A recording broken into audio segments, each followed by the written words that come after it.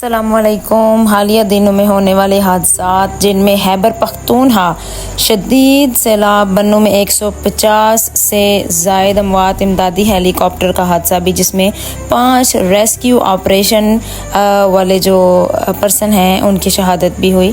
पंजाब में 2.5 लाख अफराद बेघर, 1.2 मिलियन मुतासिर और भारत की डैम रिलीज़ ने सूरत हाल मज़ीद संगीन कर दी। मिली सतह पर 711 से ज़ायद अफराद की हलाकत की तस्दीक हो चुकी है। इमदादी काम जारी हैं और बैनुल अक़वामी इमदाद भी मौसूल हो रही हैं। 2025 का क़यामत है सैलाब, पाकिस्तान में तबाही, नकल मकानी और दुनिया की खामोशी। क्या कभी हमने सोचा था कि बारिश की चंद बूंदें जो कि इस वक्त एक मुसलसल मिकदार के साथ बरस रही हैं पूरे मुल्क को आंसुओं में डुबो देंगी। 2025 का सैलाब बिल्कुल इसी बात की अक्कासी कर रहा है। ये एक ऐसा अलमिया है जिसने ना सिर्फ खैबर पख्तूनख्वा बल्कि पंजाब और पाकिस्तान के दीगर तमाम हिस्सों को हिला कर रख दिया है। जी, आज हम बात करेंगे सैलाब ने किन इलाकों को सबसे ज़्यादा मुतासिर किया, कितने लोग बेघर हुए और कितनों की जान ज़ाया हुई, भारत का क्या किरदार है इसमें और हुकूमत क्या हिकमत अमली अपना रही है। खैबर पख्तूनख्वा की अगर बात करें तो बन्नू, स्वात और चतराल में वो मनाजर देखने को मिले जिन्हें लफ्ज़ों में बयान करना मुश्किल है। गुज़िश्ता दिनों में जिस तरह हमारे वहाँ पे बहन भाइयों ने मुश्किलात देखी और जनाजे पे जनाजे और लाशें दफनाने के लिए लोग कम पड़ गए, कफन के लिए बाकायदा ऐलान हुआ। तो अल्लाह ताला उन सब की मगफिरत फरमाए, अल्लाह ताला हमारे हाल पर रहम फरमाए। क्लाउड बर्स्ट के लम्हात ने पहाड़ों में सैलाबी रेले जारी कर दिए। सिर्फ बन्नू में 150 से ज़्यादा अफराद अपनी जानों से हाथ धो बैठे और ये कोई आम छोटा सा हादसा नहीं बल्कि अल्लाह ताला माफ़ करें तो ये कुदरती आफात में एक बड़ी आफत थी और कितने ही इंसान अभी तक लापता हैं।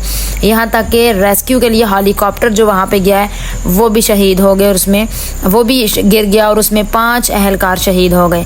पंजाब की अगर बात करें तो पंजाब का भी यही हाल है। कसूर के गाँव में बंद टूटने की वजह से पानी इलाकों के अंदर दाखिल हो गया, लोगों की इमारतें गिर गई हैं, लोगों के जान माल कुछ भी इस वक्त महफूज नहीं है। पंजाब के अंदर अगर देखें तो भारत की तरफ से डैम्स खोलने के बाद चिनाब, सतलुज और रावी ने तबाही मचा दी है। 1.2 मिलियन अफराद मुतासिर हो गए हैं, 2.5 लाख लोग बेघर हो चुके हैं अभी तक और सैकड़ों देहात पानी के नीचे दफन हो गए। और अगर आप ये देखें, एक घर के गिरने से उस घर के मकीनों का नुकसान नहीं भरने को आता और जहाँ पे आप देख रहे हैं तस्दीक हो चुकी है कि कितने ही देहात सैकड़ों की तादाद में पानी में बह चुके हैं जिनमें कीमती से कीमती जानें, माल, मवेशी, फसलें, दरख्त, हर चीज़ जो है वो ज़ेर ज़मीन दफन हो चुकी है। हुकूमत ने 700 प्लस रिलीफ कैंप्स कायम किए हैं, लेकिन क्या ये काफ़ी हैं जितना नुकसान और जितना तबाही हो रही है। इधर हमारा मुल्क पानी में डूबा हुआ है और दुनिया बिल्कुल खामोश बैठी हुई है। चीन ने अपने तौर पे इमदाद की है, तुर्की ने भी ऑफ़र किया है क्योंकि उनको पता है, बल्कि सारी दुनिया के सामने पाकिस्तान की हालत है, अंडर डेवलप कंट्री है और डेफिनेटली अपने कर्ज में डूबे हुए हम तो वैसे खुल के सांस नहीं ले सकते। और इतने बड़े लेवल के ऊपर जो नुकसान हो गया, क्या हुकूमत इसको फिल कर पाएगी? कभी भी नहीं, क्योंकि माजी में भी ऐसे तबाहियाँ तो होती रही हैं लेकिन इस तरह का कभी भी देखने को नहीं मिला कि आम आवाम की इस तरह हेल्प की जाए। 2010 के सैलाब की अगर बात करें तो बड़े पैमाने पर नुकसान हुआ था। 2010 में आने वाले सैलाब ने पाकिस्तान के एक बड़े हिस्से को अपने लपेट में लिया और जिसमें 20 मिलियन अफराद मुतासिर हुए थे। और अब तक की अगर रिपोर्ट के साथ इसको कंपेयर किया जाए तो लगभग 2025 का जो रेशो है ये कहीं ज़्यादा जा रही है 2010 से। इसी तरह 92 उससे पीछे अगर चले जाएं तो उसमें भी आज़ाद जम्मू कश्मीर, खैबर पख्तूनख्वा और पंजाब मुतासिर हुए थे। अब बात करते हैं लोग अपनी जानों की हिफाजत छतों पे चढ़ के कर रहे हैं, अपने आप को महफूज मकामात पर ले जाने की कोशिश कर रहे हैं। कितने ही लोगों के माल मवेशी पानी में बह गए। अल्लाह ताला सब पे अपना रहम करें, फजल करें।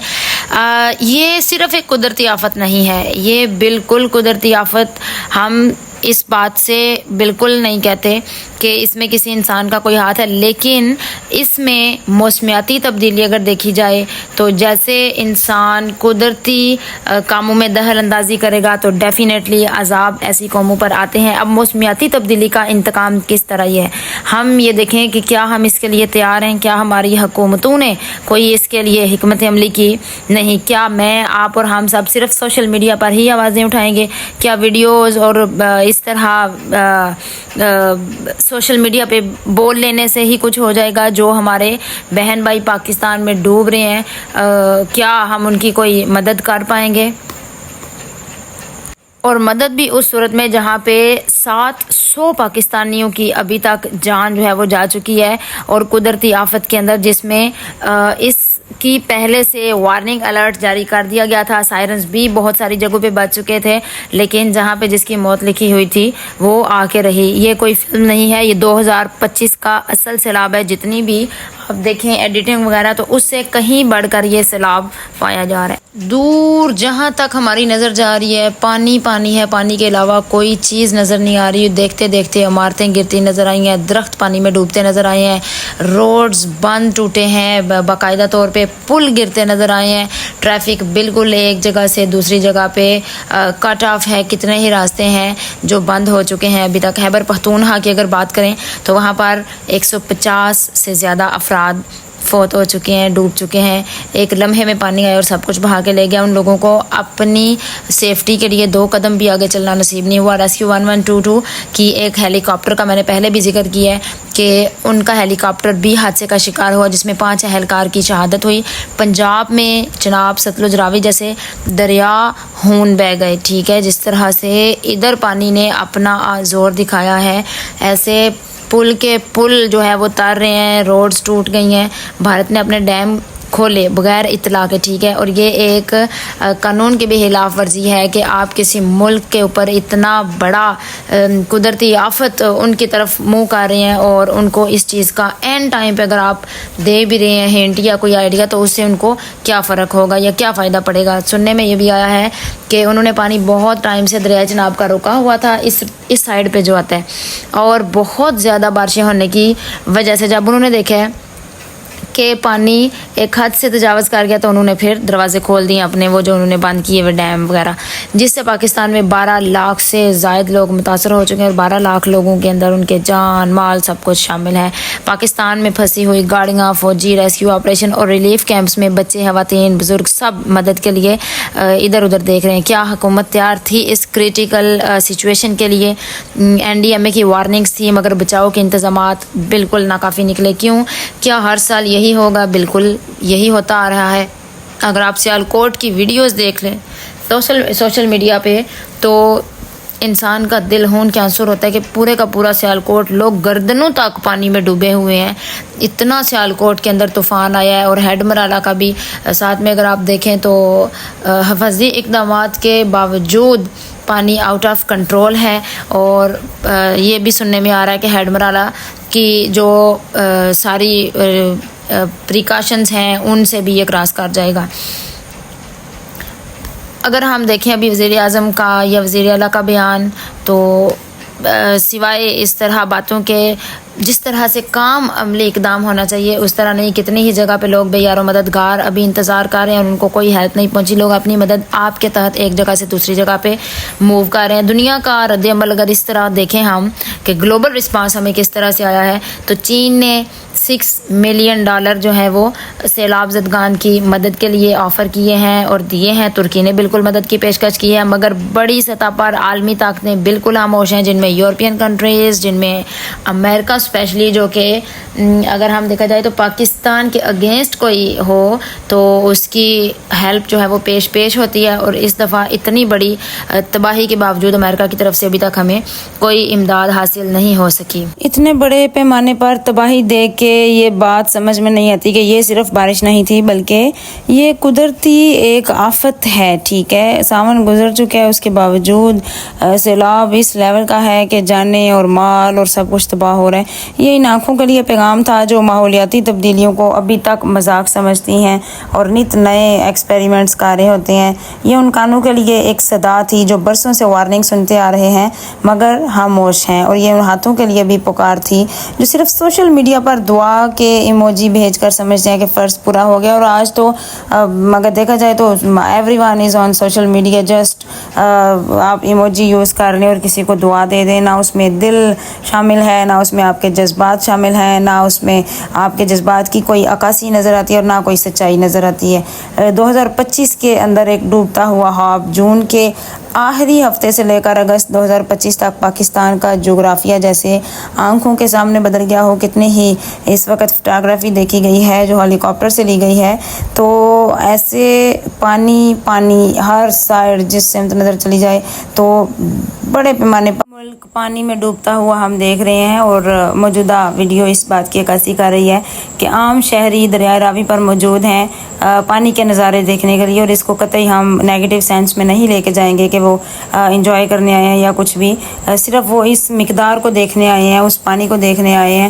بلکہ راوی پل کے اوپر کھڑا ہونے کی جگہ نہیں مل رہی. اتنی تعداد میں عوام پانی کے نظارے دیکھنے آئی ہوئی ہے. تو ہر سال پانی کی آفتوں سے پاکستان گزرتا ہے، لیکن اس کے لیے اگر ٹائم ٹو ٹائم حفاظتی اقدامات کر دیے جائیں تو very beneficial for the nation, for the benefit of this state, کہ پانی کو سیو کیا جا سکے اور بعد میں اسی پانی کو ڈیمز میں یوٹیلائز کر کے تو electricity and all that produce کر کے تو اپنے ملک کا فائدہ کیا جائے. لیکن یہ تب ہو جب حکومتوں کو دوسری چیزوں سے فرصت ملے.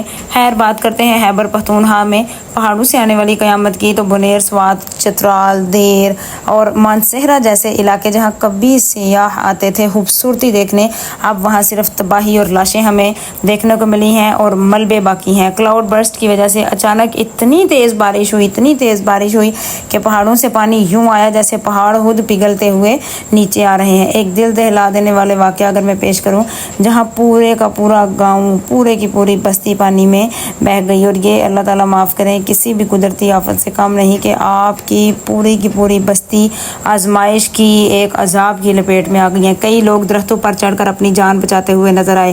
ایک ماں جس نے اپنی 3 بچیوں کو ایک کمرے میں بند کر دیا اور دروازہ باہر سے لاک کر دیا، لیکن زندگی وفا نہ کر سکی اور تینوں کی جان نکل گئی. نہ ماں بچی ہے اور نہ ہی بچیاں.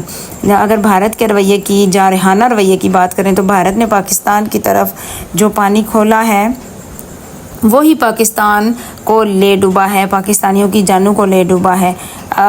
جناب ستلج اور راوی وہ دریا تھے جنہوں نے پنجاب کے سینے کو چیر دیا. اس لیول کا، اس حجم کا پانی 9,96,000 کیوسک کا پانی جو ہے وہ ریکارڈ کیا گیا ہے. ہیڈ مرالہ کا باندھ ٹوٹا ہے، وہاں پہ تباہی دیکھنے کو ملی. سیالکوٹ ڈوبا ہے. اور یہ دیکھیں تو گلیانہ والے روڈ سے ویڈیو کلک کی گئی ہے جس میں اس سائڈ پہ بھیمبر والے برنالے سے پانی ابھی یہاں موجود نہیں آیا کیونکہ سارے پانی کا رخ ہم دریائے چناب کی طرف سے ہے. اور چناب کے قریب اگر بات کریں تو اس کے ساتھ موجود دیہات کالے کی کالوال، سیدے چک، علی چک، یہ تمام دیہات پانی میں ڈوبتے ہوئے نظر آئے. لوگوں کے گھروں میں، لوگوں کے کمروں میں پانی پہنچا ہوا ہے اور لوگ اپنی چھتوں پر خود کو محفوظ کر کے بیٹھے ہوئے ہیں. بھارت نے ڈیمز سے پانی چھوڑا اور وہ بغیر کسی اطلاع کے لاکھوں زندگیاں خطرے میں ڈال دی. کچھ شہروں کا اگر ہم ذکر کریں جن میں جھنگ، حافظ آباد، قصور، اوکاڑا، گجرات کے قریب سیالکوٹ کی بات کریں. کھاریاں میں مسلسل 10 گھنٹے کی بارش نے ایک بڑی تباہی مچائی ہے. اس کے ساتھ پنجن کسانہ، گلیانہ روڈ بھرے ہوئے ہیں پانی سے. سیالکوٹ اور نارووال جیسے علاقے تو مکمل طور پہ زیر آب آ چکے ہیں. جہاں تک کل بچے اسکول جا رہے تھے یہ بھی دیکھنے کو مل رہا ہے کہ کتنے ہی اسکول وہاں پہ جو ہے وہ تباہ ہو چکے ہیں. آج وہی بچے کشتیوں میں بیٹھ کے محفوظ مقامات کی طرف صرف اس تلاش میں ہے کہ کوئی جگہ مل جائے جہاں پہ وہ اپنی جان کی حفاظت کر سکے، جہاں وہ سکون کے 2 لمحات گزار سکے. پنجاب حکومت نے 700 سے زائد ریلیف کیمپس بے شک قائم کیے ہیں.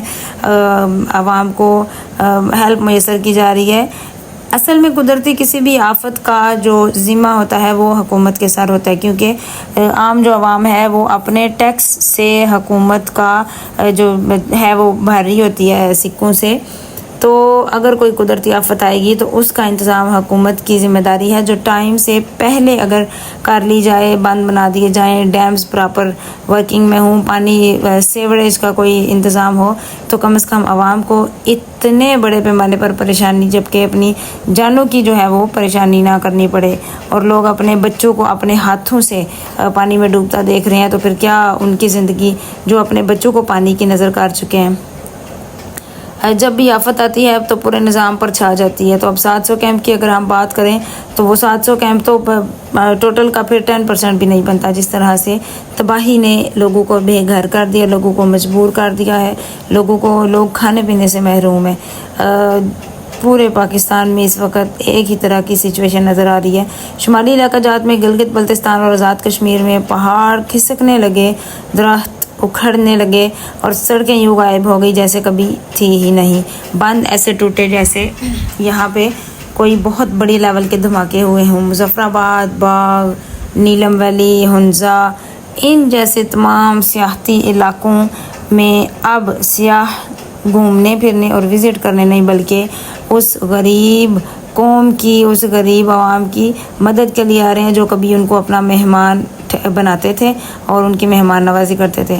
حکومت اور ادارے نے بس بیانات دیے یا پھر کوئی عملی اقدام بھی اٹھائے اور کام بھی کیا۔ این ڈی ایم اے اور پی ڈی ایم اے، حکومت ہو یا ضلعی انتظامیہ، سب نے پہلے وارننگز تو دی مگر زمینی عمل کمزور رہا، اور طاقتور بھی کیسے رہتا، کیونکہ کوئی بھی فیملیز فوری طور پہ کسی علاقے سے موو کر جانے کی سچویشن میں نہیں ہوتی۔ لوگوں نے شکایات کی۔